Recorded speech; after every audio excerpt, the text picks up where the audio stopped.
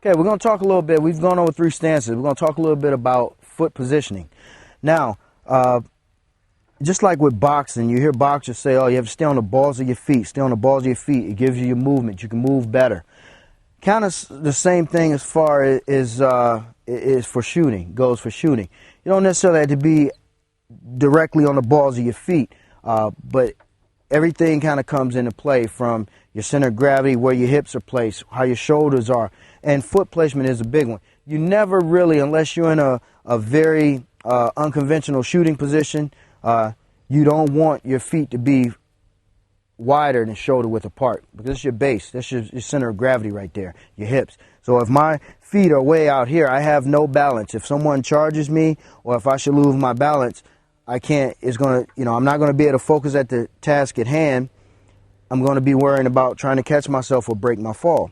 Whereas if I keep my feet within shoulder width apart, I can still move. I can move laterally. I can move forward. I can move rearward. I can still move and be on the balls of my feet and react to whatever a person's or subject actions may be. And all that goes from foot positioning. Again, with boxers, say you don't want to stand flat-footed.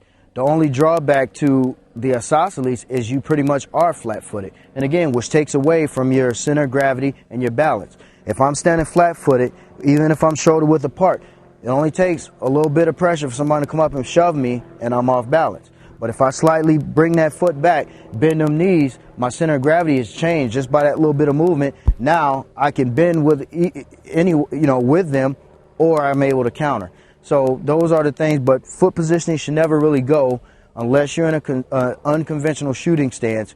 Your feet should never be farther than shoulder width apart.